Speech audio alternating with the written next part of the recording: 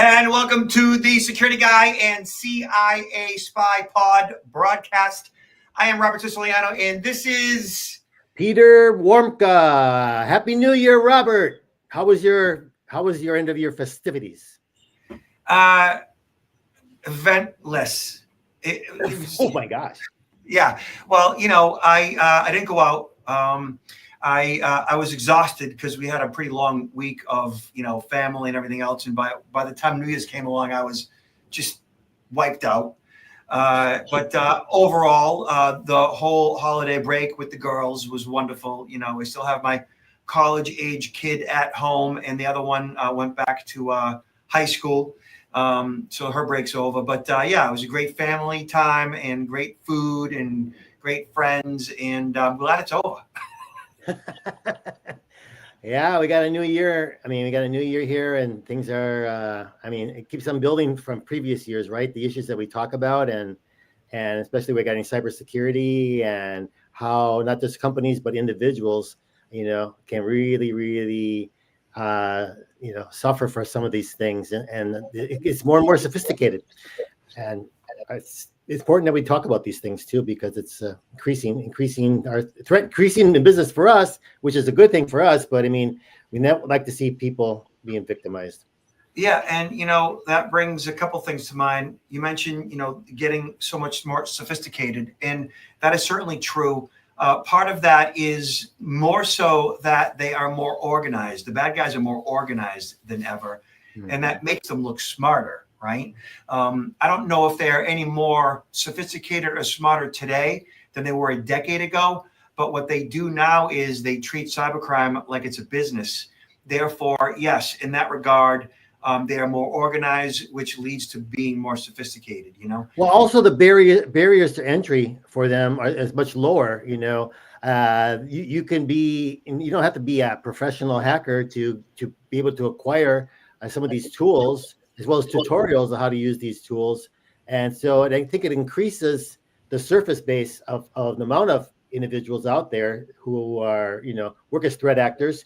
And so by it also increases then the number of individuals that can fall victim, because more attacks, to say more targets. Yeah. And with AI, ready-made hacking tools or hacking kits are available for a small fee that can make anybody with access to the internet a criminal hacker with a few keystrokes and a Bitcoin payment, and then they launch an automated attack on whoever. So we're all about being proactive here, putting systems in place, recognizing risk, knowing what your options are, and look at in as much security as you may have in place, bad things still happen. You look at what happened in New Orleans on New Year's Eve, which is absolutely tragic. I've been down Bourbon Street multiple times, and look at that's considered what's called a soft target. And a soft target is one that there's so many points of entry, there's so many vulnerabilities, and you can only make it so tight. I run the Boston Marathon every year, and the Boston Marathon was attacked back in 2013, and that's considered a soft target. And along the route, running 26 miles, I see hundreds of ways in which a car could jump onto the field, which basically is the road. And, there's only so many ways that you could prevent that. Right. And the fact that nothing worse has happened since the 2013 bombing is really astonishing to me. But look at, none of this means that you just kind of throw your hands up in the air and give up because, hey, if they're going to attack, they're going to attack. No, you still put systems in place. You still recognize risk. If you see something, you say something. If you can install antivirus, if you can have a credit freeze, if you can invest in identity theft protection, if you can, do something to minimize your risk, you become a tougher target. And the likelihood of something bad happening to you reduces even just a little bit is always a good thing. Oh, yeah, absolutely. As you mentioned, becoming a harder target, while other individuals remain soft targets, the criminals are always going to go after the individuals that are softer targets. Exactly. Yeah. So right here, hackers are hot for water utilities. This is via dark reading. The U.S. water sector suffered a stream of cyber attacks over the past year and a half from a mix of cyber criminals, hacktivists, and nation-state hacking teams. Here's how the industry and security experts are working to better secure vulnerable drinking water and waste utilities. I'm actually keynoting at an event in Indiana in February on this very topic. So it talks about the unprecedented wave of high-profile cyber attacks on U.S. water utilities over the past year has just kept flowing, pun intended. In one incident, pro-Iranian hackers penetrated a Pittsburgh area water utility and defaced a touch screen, which, if that's all they did, great, with an anti-Israel message, forcing the utility to revert to a manual control of its water pressure regulation system. A water and wastewater operation of 500 North American communities temporarily severed connections between its IT and OT networks after ransomware infiltrated some back-end systems and exposed its customers' personal data. Mm-hmm. If that's all they did, which is significant enough, great. It's when they mess with the controls to a degree where it could infect the quality of the water being delivered, clean versus not, whether it can overflow or stop the flow of the operation of sewerage, backing it up, releasing it into fresh water or into the environment and so forth. That's where you start to get into significant problems. Yeah, the criminals are typically, when they're hacking into these systems like the water, what they want to get out of this is financial, reward. Typically, it's going to be through the ransomware, and that we see, and we see the result. We know what we don't see very often, although we know that it takes place, because from time to time we hear of probes that are conducted, from various nation states, predominantly Iran, Russia, China, is to be able to get into, because water is considered, one of the top amongst the list of critical infrastructures that we have in the United States. It's like if we lose clean water, it causes lots of problems. So yeah, my concern is that there are a lot more probes that are taking place than we're even aware of, and they're finding the vulnerabilities in these different systems, and possibly even planting malware that, if it comes to the right timing, when we enter into a real, cyber war, we're kind of in one right now, but we get into that cyber warfare, these types of things can already be, there are attack plans on the shelf. So we don't really know the extent of how much, how vulnerable we really are at this point. But yeah, and I've been saying for years and years and years, and continue to encourage people to make sure that they have, backup water, right? That's not a very difficult thing to do. So I have in my living space, basically in my garage, if you're looking at this, can you see this on the screen, Peter? Yeah. So this is a 55-gallon water drum. This is $120 on Amazon. And I'll tell you straight up, if you do a quick search on Facebook Marketplace for a 55-gallon water storage barrel, I'm telling you, you will find them for as little as 10, 20, 30 bucks. They're all over Facebook Marketplace. Now, that might be a recycled barrel that might have had, soy sauce in it, or another food grade type product in the past that would take nothing but a little bit of rinsing, and maybe even using a little bit of bleach, which is perfectly fine and perfectly safe, depending on how much water versus bleach and so forth, whatever the concentration is. And you'd have a clean, sterile 55-gallon water storage barrel that you could put in your garage or basement. And if you do your research, you can get a valve that you can tap into this barrel for like 15, 16 bucks. And then a water purifier for about 20 bucks. It's actually 2 little bottles for 20 bucks that'll purify that water for up to 5 years, which means every 5 years you drain it and you start over again, and you hope that you never need it. Mm-hmm. But 55 gallons is a lot of water that would be for food, for consumption, right? And even for bathing if necessary. And with the various valves and pumps that you might get for another 20, 30 bucks to siphon the water out, you hope you absolutely never need it. But if you did it via Facebook Marketplace for under $100, you could easily set yourself up for a couple of $100. If you just didn't want to deal with it and just bought it all, you could easily set yourself up as well. But I'm conservative in that regard. I like to save a couple of bucks, and I don't mind a little bit of legwork. So I was able to do everything for under 60, actually. Mm-hmm. So I would recommend to anybody, consider this because it's a real thing. And worst case scenario, you have backup water, right? Right. It's a very, very good idea. I mean, as you mentioned, not that very expensive to also employ. So. Yeah. All right. So here, AI is becoming the weapon of choice for cyber criminals. All right. So now, I think that this particular article is a bit misleading as far as the title is concerned, because what this article talks about, and I'll read it right here, it says the over-reliance on Gen AI to develop software compromises security. So it's saying that 96% of security and software development professionals report that their companies use Gen AI-based solutions for building or delivering applications.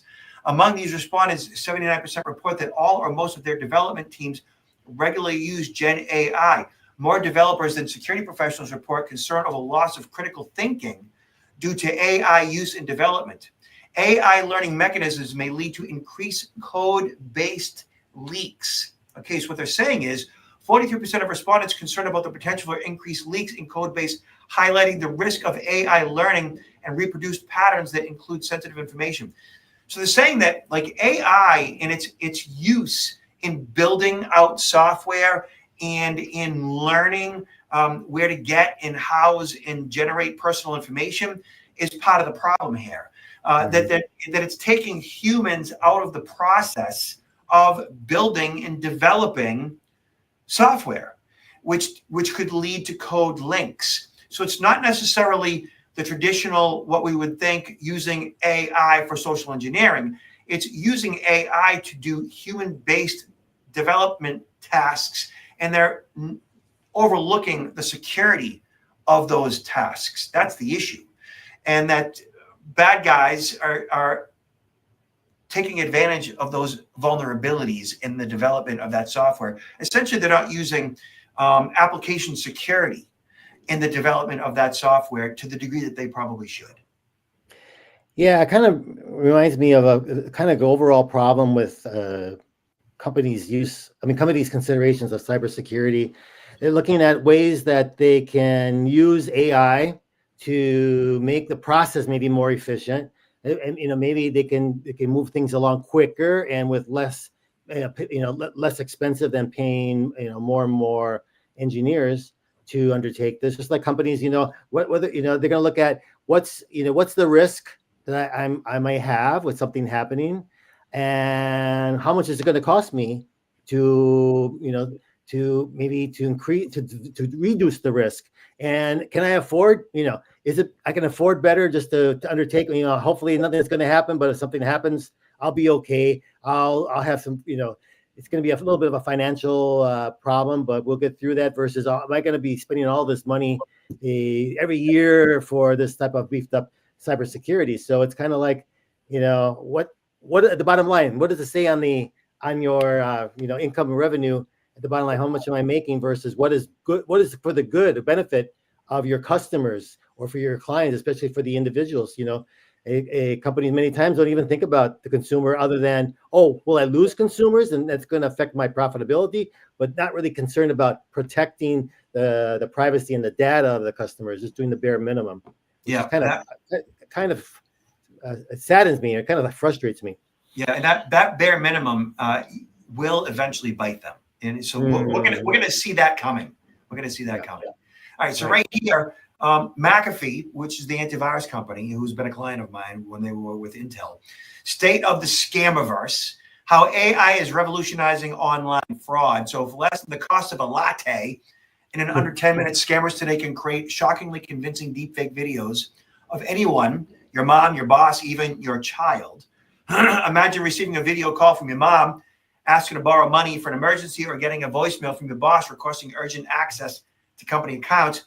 These scenarios might seem straightforward, but in 2025, they represent a growing threat. Deepfake scams that can be created for just $5 in under 10 minutes. And you and I already talked about the fact that, ready-made hacking tools, hacking kits that include AI can easily be deployed and consumed by the bad guys, purchased off the dark web by anybody.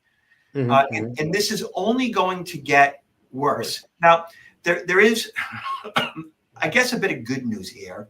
And it's only a fleeting bit of good news. It's like I just saw an article very recently that talked about how artificial intelligence and deep fakes didn't do too much to negatively influence the elections.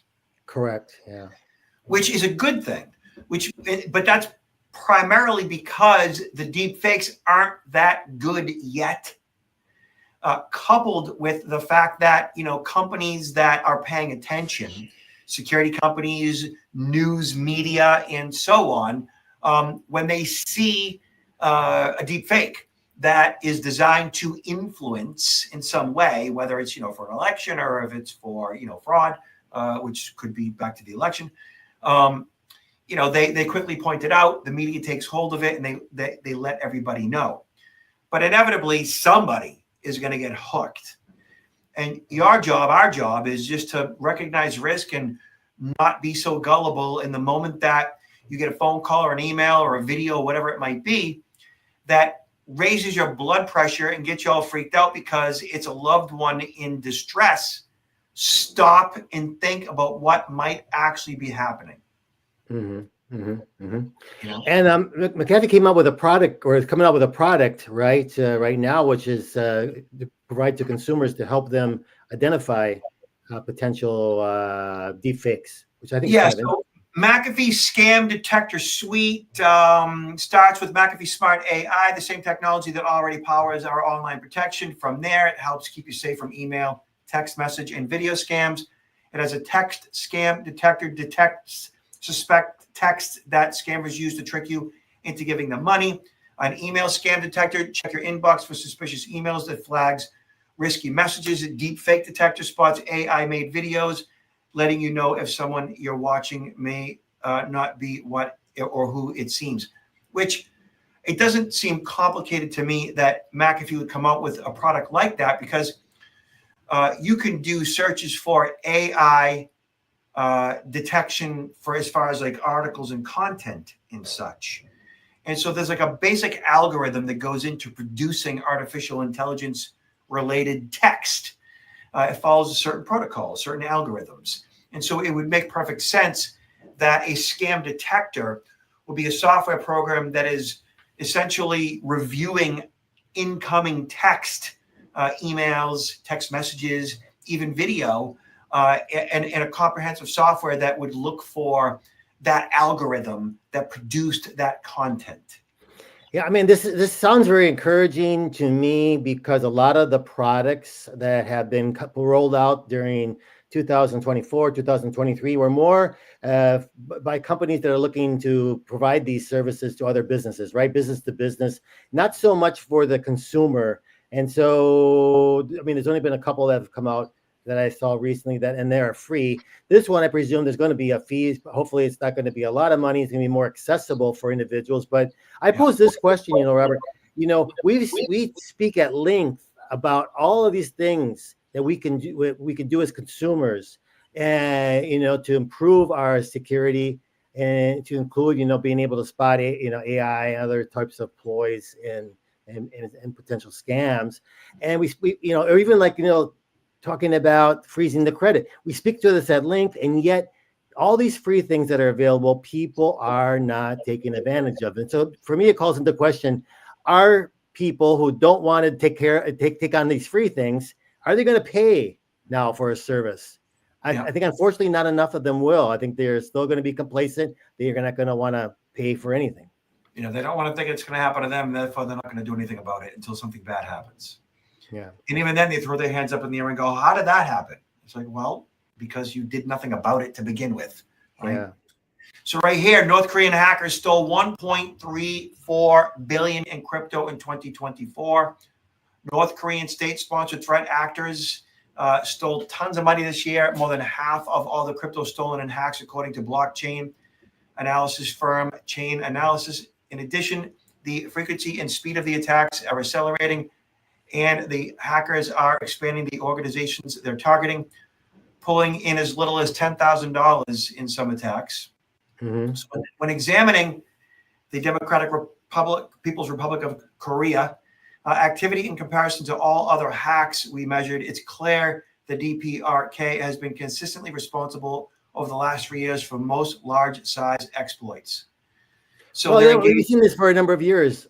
They have been a singular group who have gained more revenue through ransomware attacks than any other single element. And so this is a continuation, right? Because they're looking for hard currency, basically, because they're not able to export much of anything that's going to bring in hard currency. So they're looking for ways to do this through cybercrime.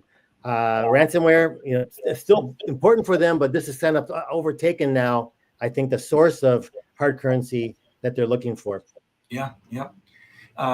So for the everyday consumer who possesses cryptocurrency, here's the deal. Like, it's not that difficult for you as a consumer to make sure that your accounts are safe.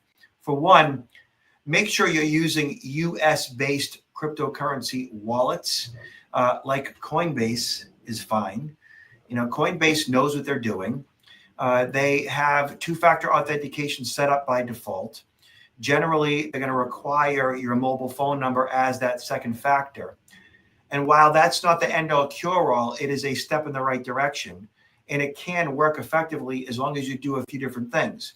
Number one, they will recognize if your SIM is swapped out. How they know, I'm not really sure, but they know if you are logging in using second two-factor authentication and you've changed carriers over since the last time you logged in. They, some way, somehow, can check an IP address, a MAC address, something that tells them, oh, you're on a different cellular carrier than you were previously, which is a good thing. And so they will make you jump through additional hoops in order to log in.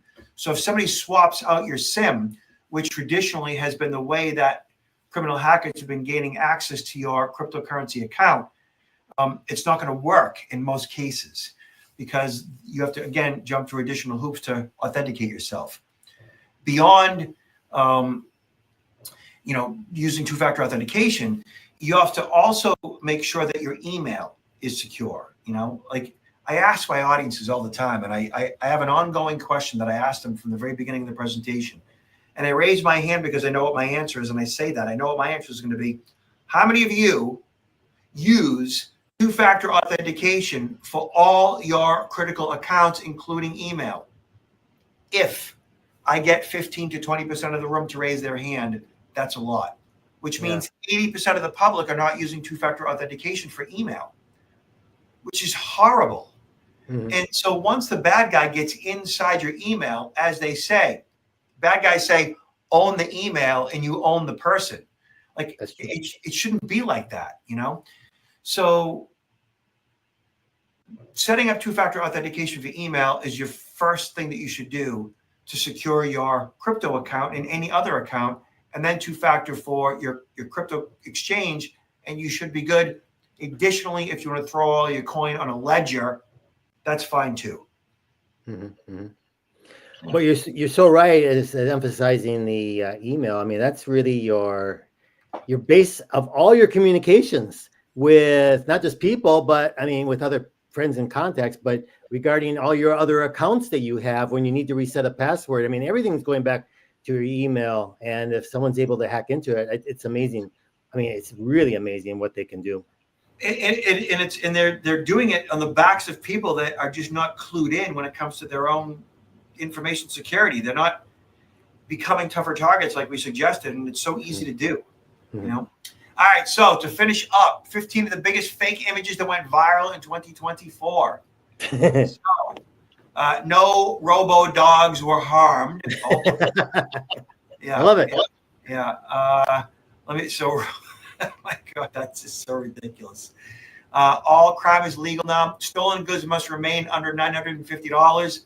I think that's a dig for California. Yeah. Yeah. Not true. All right. Let me see what else we have here. The lines on maps divided states aren't real either. Yeah, that's not true. Okay. All right. There's no division in the Pacific Ocean. Something Mike Lindell said or did, don't know. Okay, she was drunk. Let me see what else. The McDonald's goof. This guy's smoking at McDonald's. Oh, he's an interesting character, right? What else do we have here? Oh, he's got, I think, 3 fingers. This guy passed out in the background. I mean, we could go on and on and on. So I'll look at this. That's a croissant. Yeah, not That's really. pretty good, actually. That's pretty creative. Yeah. What I do like about AI is just how creative it is. It is a time saver with certain things, but there is a lot of creativity there. It's the people behind the creativity that I find most intriguing. There's really no limit to human ingenuity, and AI is increasing the human ingenuity's capacity, which is really cool to me. Robert, you're probably familiar with the artist Salvador Dali, right? Oh yeah. And down here in the Tampa area, they have a great museum, and I was visiting there a couple of days ago, and it blew me away how he was so creative and being able to express these things, back into the 30s and the 40s and the 50s and the 60s, and what he would do if he was here now and had AI. I mean, it's just incredible. It's just incredible how the force magnifier. Yeah, awesome. So Peter, tell everybody what you're up to, where they can find you. Okay, well, beginning of the year and starting to get calls for events, training events, as well as speaking events. And I can be contacted. I recommend this for both myself and for Robert. Reach out to us, and reach out to me through counterintelligence-institute.com or directly to me on LinkedIn.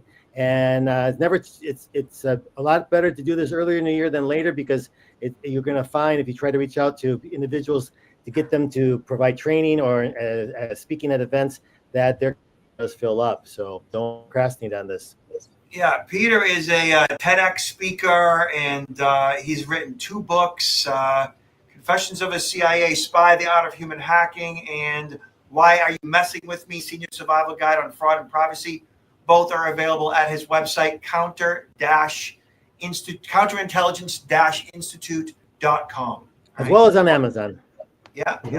Purchase on Amazon. The link is right there. And you can check me and my team out at protectnowllc.com. January actually has got off to a pretty good start so far. I've already booked 4 gigs this month already, which is very exciting. This is the best January I've had since pre-COVID.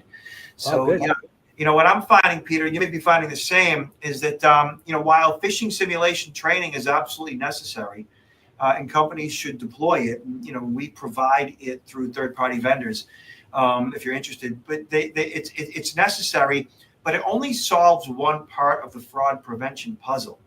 Exactly.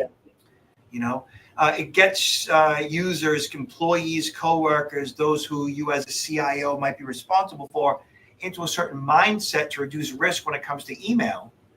But it may not address other aspects of fraud that your employees aren't prepared to deal with. And that's like really in their own personal life too, like protecting their own identities, just getting them to care about security.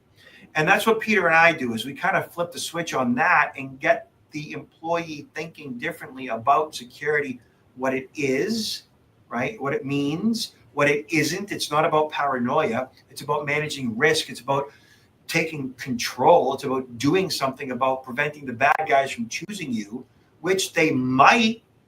People say, well, it can't happen to me. well, there's no sense in functioning in denial. Like, what good is that going to do? So, part of the training that Peter and I both do individually is, like, challenge your belief systems as to what security is and isn't, and get you thinking securely because it is a good thing for you. That's absolutely right. And I think, I mean, there's no doubt in my mind that 2025 is going to be a record year to the of attacks, successful attacks against both companies, but especially individuals. I think we've heard about attacks against companies for quite a while, but I think we're going to see a lot more. We're going to hear a lot more about individuals being victimized, which is going to jeopardize their own personal financial security. So it's a lot closer to home, right?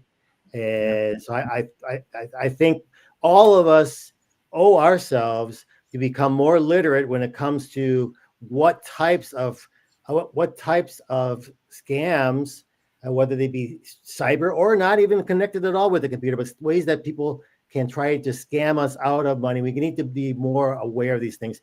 So public awareness is important, and also educating our own family members and friends. My second book I wrote is focusing on the elderly population, because if we as their children don't try to help them, who's gonna help them? And it sickens me to see the elderly people that have worked all their entire life and have their little nest egg and all of a sudden being scammed out of most of that, if not all of that. So we need to take care of each other. Yeah, agreed. Famous last words. Thank you, Peter. And like my dad says, be good, behave, be careful, and we'll see y'all next time. Take care.